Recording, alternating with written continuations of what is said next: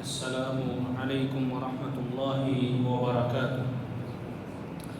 آج کے خطبے کا عنوان ہے رمضان، قرآن اور ہم۔ الحمدللہ والصلاة والسلام علی رسول اللہ، اما بعد۔ یقیناً تمام تعریفیں اللہ کے لیے ہیں، ہم اس کی حمد بیان کرتے ہیں، اسی سے مدد کے طلبگار ہیں، اپنے گناہوں کی بخشش بھی اسی سے مانگتے ہیں۔ میں گواہی دیتا ہوں کہ اللہ کے سوا کوئی بھی معبود برحق نہیں، وہ تنہا ہے، اکیلا ہے، اس کا کوئی بھی شریک نہیں۔ اور میں یہ بھی گواہی دیتا ہوں کہ ہمارے نبی اور تمام انبیاء کے سردار جناب محمد رسول اللہ صلی اللہ علیہ وسلم ہیں۔ اللہ تعالیٰ ان پر، ان کے آل پر اور تمام صحابہ کرام پر ڈھیروں درود و سلامتی نازل فرمائے۔ حمد و ثنا کے بعد، اے اللہ کے بندوں، ماہ رمضان اور اس کے روزے مومن کی زندگی میں ایک انقلابی عمل برپا کر کے اسے تقوی کے اعلیٰ منازل پر فائز کرنے کا ذریعہ بنتے ہیں۔ اللہ تعالیٰ قرآن مجید میں ارشاد فرماتے ہیں، اے ایمان والو، ہم نے تم پر رمضان کے روزے فرض کیے ہیں جیسے تم سے پہلے لوگوں پر فرض کیے تھے، تاکہ تم تقوی اور پرہیزگاری حاصل کرو۔ قرآن کا مقصد ہدایت اور تقوی عطا کرنا ہے۔ اللہ تعالیٰ کا مزید ارشاد ہے کہ یہ وہ عظیم کتاب ہے، یعنی قرآن، جس کے کلام اللہ ہونے میں کسی شک کی گنجائش نہیں، یہ متقین کے لیے ہدایت ہے۔ قرآن کریم اللہ تعالیٰ کا کلام اور انوار و تجلیات الہیہ کا منبع و سرچشمہ ہے۔ یہی منبع بندے کے لیے قرآن اور رمضان کے عملی رشتے کو مضبوط تر بناتا ہے۔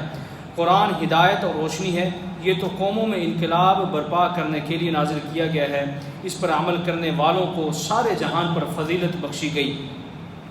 اے اللہ کے بندوں، ہماری سوچ کیوں کر محدود ہو گئی کہ ہم نے اسے اتنے معمولی کاموں کے لیے سمجھ لیا اور اتنے پر اکتفا کر لیا کہ بس کسی کی پریشانی یا آسیب زدہ بیمار پر اس کو پڑھ لیا۔ کہیں اپنا کردار داؤ پر لگا ہو تو اپنی ذات بچانے کے لیے یا اپنی سچائی یا جھوٹ کے تصفیے کے لیے، ذاتی مفادات حاصل کرنے کے لیے بطور قسم اس قرآن کو اٹھا لیا۔ کیا ہمارا قرآن سے بس اتنا ہی واسطہ ہے؟ لیکن قرآن حکیم کا اصل مقصد تو غور و فکر کرنا ہے۔ اسی لیے اللہ تعالیٰ واضح طور پر قرآن مجید میں غور کرنے کا حکم ارشاد فرماتے ہیں، اے اللہ کے بندو، اسلام کا یہ نظریہ ہرگز نہیں کہ جیسے ہمارے معاشرے میں اپنا لیا گیا ہے۔ اللہ تعالیٰ کا فرمان ہے، تو کیا وہ قرآن میں غور نہیں کرتے یا ان کے دلوں پر تارے لگے ہوئے ہیں؟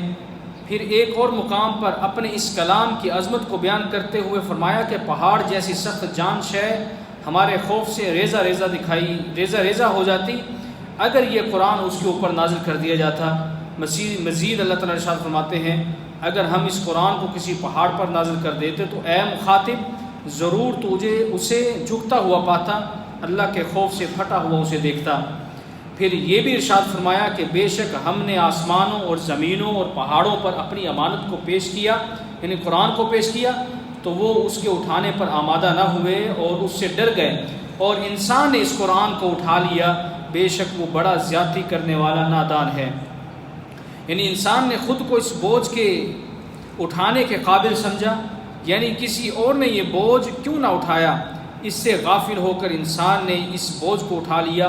رسول اللہ صلی اللہ علیہ وسلم رمضان اور قرآن کے باہمی ربط کو حدیث پاک میں یوں ارشاد فرماتے ہیں کہ روز قیامت روزے اور قرآن دونوں بندے کی رب کے حضور شفاعت کریں گے۔ روزے عرض کریں گے، اے رب العزت، میں نے اسے دن کے وقت کھانے پینے اور لذت و شہوات سے روکے رکھا، بس میری شفاعت اس کے حق میں قبول فرما۔ اور قرآن یہ عرض کرے گا، اے اللہ، میں نے اسے رات کی بھرپور نیند سے محروم رکھا کہ راتوں کو اٹھ کر وہ مجھے تلاوت کرتا تھا، بس میری شفاعت اس کے حق میں قبول فرما۔ اللہ تعالیٰ ان دونوں کی شفاعت کو قبول فرمائے گا۔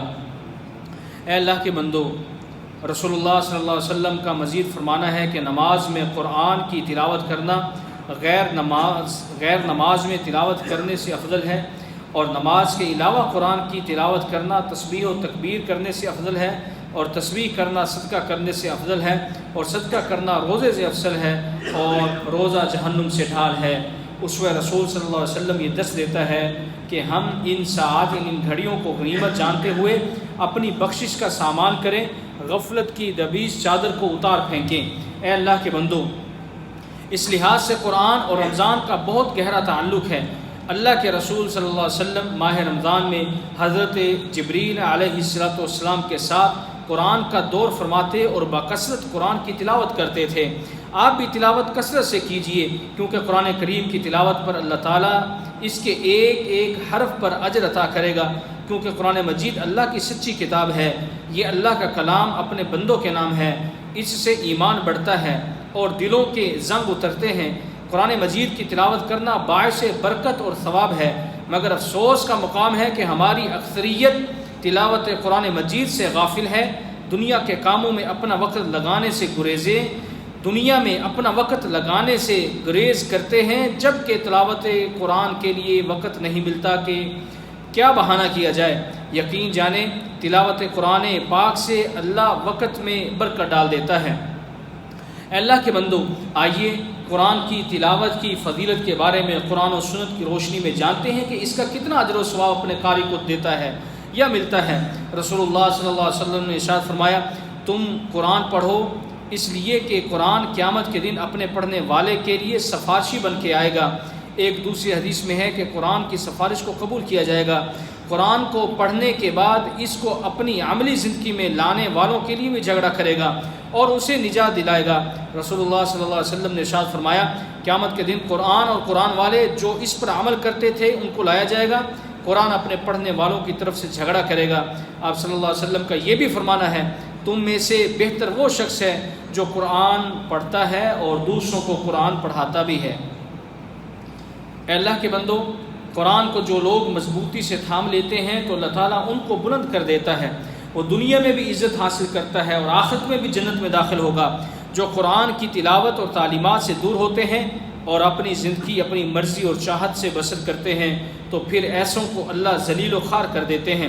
چنانچہ نبی اکرم صلی اللہ علیہ وسلم نے ارشاد فرمایا، اللہ تعالیٰ اس کتاب یعنی قرآن مجید کی وجہ سے بہت سے لوگوں کو سر بلند فرمائے گا اور بہت سارے لوگوں کو ذلیل بھی کرے گا۔ قرآن مجید کی تلاوت کرنے سے ہر حرف کے بدلے میں 10 نیکیاں ملتی ہیں۔ قیامت کے روز انسان ایک نیکی کے لیے مارا ادھر ادھر پھرے گا، لہذا نیکیوں کے حصول کے لیے تلاوت قرآن پاک کو معمول بنانا چاہیے۔ قرآن کو یاد کرنا اور اس کو حفظ کر کے اپنے سینے میں محفوظ کرنا سعادت مندی ہے۔ آپ صلی اللہ علیہ وسلم نے ارشاد فرمایا، بے شک وہ آدمی جس کے دل میں قرآن کا کچھ حصہ نہیں، وہ ویران گھر کی طرح ہے۔ اے اللہ کے بندو، اور رسول اللہ صلی اللہ علیہ وسلم نے ارشاد فرمایا، قرآن پڑھنے والے مومن کی مثال ترنج کی سی ہے کہ اس کی خوشبو بھی عمدہ ہے اور اس کا کھانا بھی مزیدار ہے، اور قرآن نہ پڑھنے والے مومن کی مثال کھجور کی سی ہے، یعنی مومن تو ہے لیکن قرآن بھی پڑھتا ہے، تو اس کی مثال اس طرح ہے کہ کھجور کی طرح ہے۔